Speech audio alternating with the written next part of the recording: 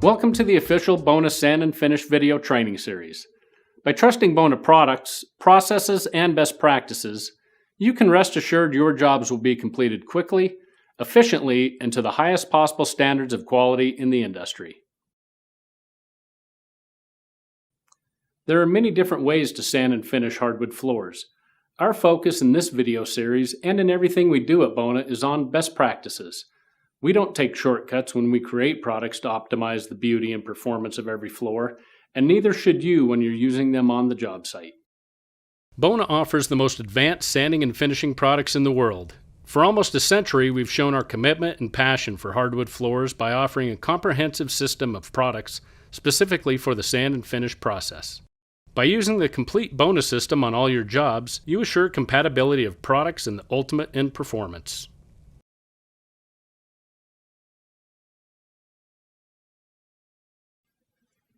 No one wants wood dust in their home, and unfortunately, this isn't just a homeowner problem. A dirty, dusty job site affects your time, profits, and your reputation. It can also be a health hazard for you, the contractor, and all your on-site employees. Bona pioneered dust containment technology and is currently the world leader in dust containment systems, from portable back vacs to the ultimate atomic trailer system. For more than 35 years, Bona has been the world leader in waterborne finishing technology. Contractors and homeowners alike prefer these finishes because they're fast-drying, low odor, and don't discolor over time. They're also more environmentally friendly than their solvent-based counterparts. Bona Mega and Bona Traffic, our most popular waterborne finishes, have covered more than 3.5 billion square feet of hardwood floors all over the world since their inception in the 1990s. Of course, you want your customers to love their newly sanded and finished hardwood floors. But you also want to empower them with the knowledge and tools to protect their beautiful wood floor investment well into the future. Thankfully, Bona provides a wealth of valuable information and products to help you do just that. Now, let's get ready to sand and finish using the full Bona system. Always wear safety glasses and earplugs when working with sanding equipment and vacuums. Flying debris and abrasive grit can cause permanent eye damage in a split second, and hearing loss is a common condition in the wood floor industry. Whenever possible, unplug machines before adjusting in order to prevent accidental startup. Keep your hands and any loose clothing away from all moving parts. Sanding and finishing wood floors can create an explosive environment, so always keep your work area well ventilated. Avoid hitting nails or other metal when sanding, as sparks can create an explosion or fire in your sanding bag or vacuum. Properly dispose of all dust on a daily basis, and remember that most fires do not occur immediately. The key to a good sanding job is correct preparation of the machines and the job site itself.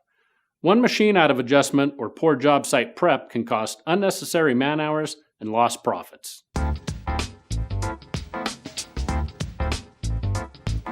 Always make sure you have the right 220-volt plugs for powering the belt sander. It's a good idea to carry a few different 3- and 4-wire pigtails with you. Typically, you'll find 220-volt outlets behind the clothes dryer or stove, or it may be necessary to have an electrician wire you directly into the breaker box. With the Bona Power Station Plus, a 4-wire outlet is required for complete functionality. Be sure to give yourself enough cord length to reach the entire work area.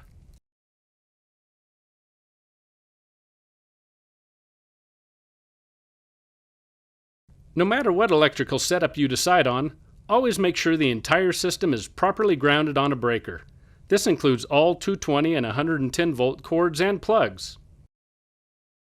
Controlling the internal job site temperature, airflow, and humidity is very important to a successful sand and finish job. You must know where the controls are, how they work, and have an agreement with the homeowner beforehand about desired settings. In-floor air registers and cold air returns must be covered or blocked to prevent sanding dust and other debris from entering the HVAC system, or from anything being blown out of a vent onto wet finish. Be sure to check all other sources of gusty airflow such as doors and windows, and manage them as necessary to ensure proper dust containment.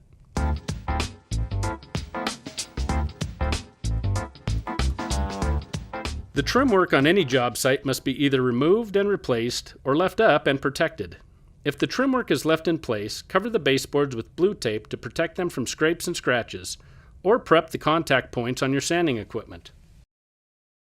Nails and staples left over from carpet tack strips, floor repairs, and other work can be difficult to see and can badly damage your sanding equipment.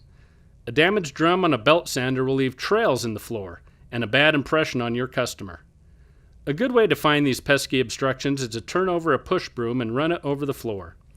A Bona mop can also be a good tool for this task, as the flat base and/or microfiber pad will catch on nails, staples, and splinters from damaged boards. Remove, set, or repair any issues you find.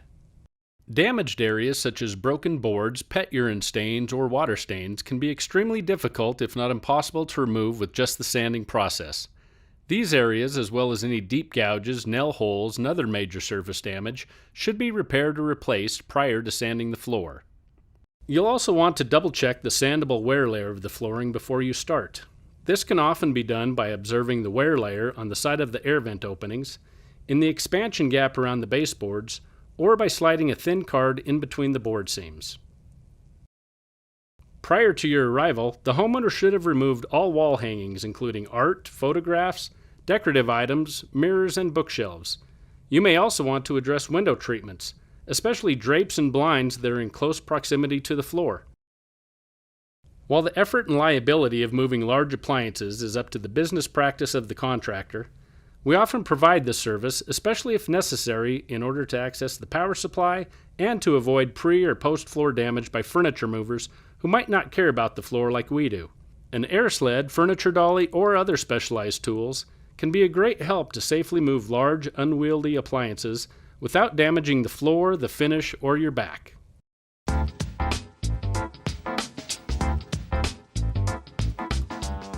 Sanding a floor is labor-intensive work, and to a homeowner can seem like a dirty job.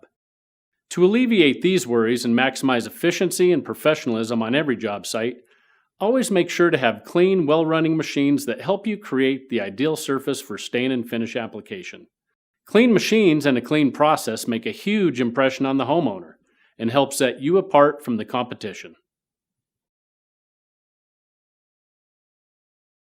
The Bona Portable DCS is not just another job site vacuum. It was specifically designed and engineered to work with hardwood floor sanding machines like belt sanders, edgers, and buffers.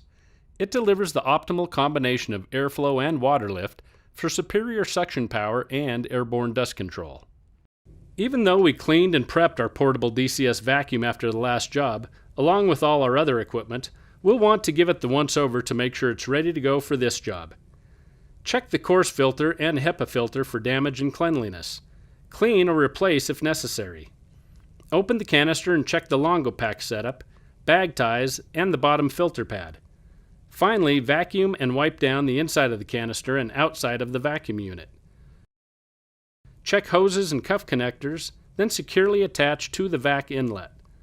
Check the power cord for any damage and make sure the grounding plug is intact.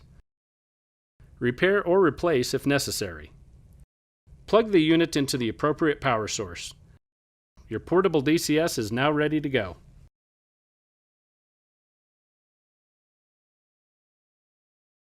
Bona belt sanders are designed to offer the ultimate in power and finesse. We understand that you're not just grinding finish off the floor, you're creating a fresh new surface to ensure the beauty and durability of the finishing system. As with the DCS, we'll want to double check the key components on our Bona belt sander to ensure that it's ready to perform on this job. Make sure that the machine's tires are clean and free from debris that could cause uneven operation and transfer marks onto the floor. Also check the drum and travel roller for any damage and buildup missed after the last job. Quickly inspect the rest of the sander and clean or make adjustments as needed. For safety and smooth operation, check the machine's power cable for any damage such as cuts, abrasions, and exposed wire. Check plug connections to make sure they're secure. If there is damage, repair or replace the cord or plugs before use. Wood dust, pitch, and resin can build up on the drum, travel roller, and other internal mechanisms, including fan blades. Clean off all of these areas with a vacuum or compressed air. A solvent may be necessary to remove pitch and resin buildup. Also, be sure to check the drum for any other damage, such as chips or uneven wear. Improperly adjusted drive belts are the main culprit of machine-caused chatter when sanding floors, so making sure your belts are correctly tensioned is crucial to a quality sanding job. Drive belt should be adjusted to about a 1/4 inch flex. Adjust the drum belt first, then the fan belt. With the machine running, check for smoothness by looking at the belts from the side at floor level. Since all belts stretch with use and age, it's best to check belt tensions on every job.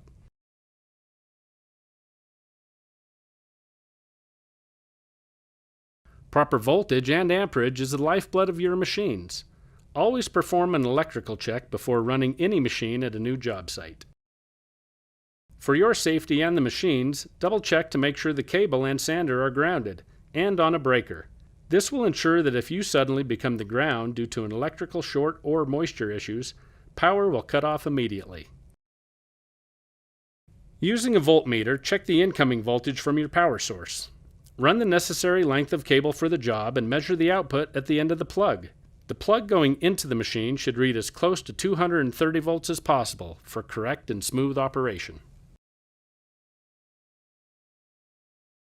Longer cable runs of 100 feet or more will drop voltage over the length of the cable, which causes machines to run hot and shortens motor life. This loss in power can also cause chatter as the machine surges. Some job sites have too much voltage, which is equally as harmful to your sander due to excess heat. For long cable runs over 100 feet, use the Bona Power Station Plus on the last 50 feet of cable.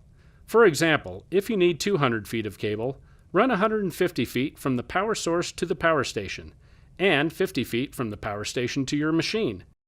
The extra 110 volt outlets on the front of the Power Station Plus can be used to power edgers, vacuums, and other tools such as lights and palm sanders. After the electrical check, connect the 2-inch hose cuffs to the sander dust tube and secure it with a 2-inch power clamp. This will prevent the cuff from accidentally being pulled off during operation.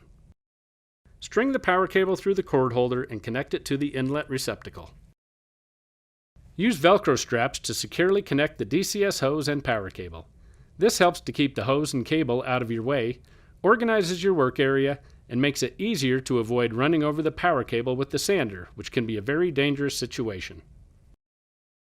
Based on the condition of the existing floor, estimate which abrasive belt grit you'll need for the initial sanding pass. Remember that the goal of the first cut on a resand job is to remove all of the old finish, sealer, and stain. On a new install, the goal is to remove all of the over and underwood and to flatten the floor.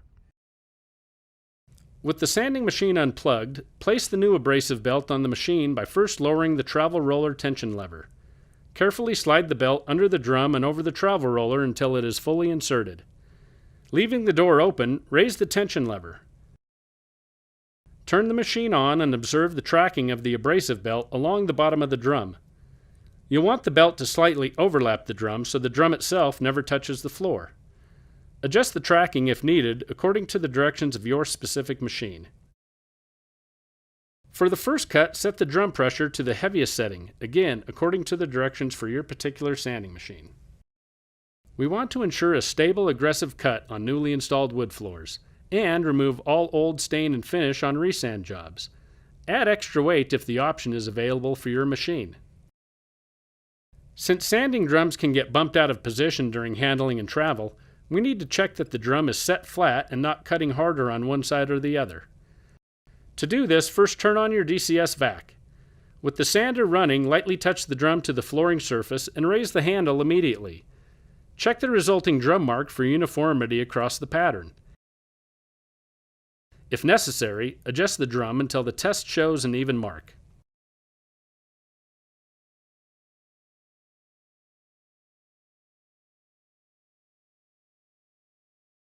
On large jobs, a waist belt can reduce upper body fatigue while operating the belt sander.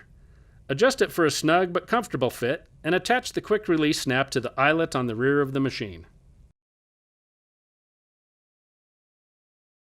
Check the power cable for any damage and make sure the grounding plug is intact. Replace it if necessary. With the edger turned off and unplugged, turn it over and check the drive plate for flatness. To do this, spin the plate and observe it from the side. Look for any other damage to the drive plate and check the condition of the quick change Velcro. Based on the condition of the floor, estimate which edger disc abrasive grit you'll most likely have to start with. Most often, you won't need your edger disc grit to be quite as aggressive as your sanding belt. For example, you might use a 36 grit belt, but start with a 50 grit edger disc. Carefully center the disc over the drive plate and securely press it onto the Velcro surface to mount it. If you're using bolt-on edger discs, remove the nut and washer from the mounting bolt in the center of the drive plate. Center the disc, slide it over the bolt, and hold it in place while replacing the washer and nut. Tighten the nut with the supplied key. While the machine is on its side, double-check the edger's tires for buildup and debris. Clean if necessary, and then return the unit to an upright position. Connect the 1.5-inch hose cuff to the edger dust tube and secure it with a 1.5-inch power clamp. This will prevent accidental uncoupling of the cuff and tube during heavy use. Plug the edger into an appropriate 115-volt outlet and use Velcro straps to secure the DCS hose to the power cord. For proper use of the edger, you need to know precisely where and how aggressively the cut point is set. To check the edger's footprint or cut area, turn on your DCS and edger and then lightly touch the drive plate to the flooring surface and quickly raise it back up. Check the resulting edger mark for the set and depth of the cut. Ideally, we want the cut to be set between 1230 and 230 at the top right of the drive plate. This positioning optimizes dust pickup by throwing dust at the side brushes and into the throat of the vacuum. The depth of the cut should be around 1 inch, but it can also be narrowed for a more aggressive cut or widened for a flatter, smoother cut. You can change the set and depth of the cut by adjusting the height and angle of the chassis on the back wheels of the edger.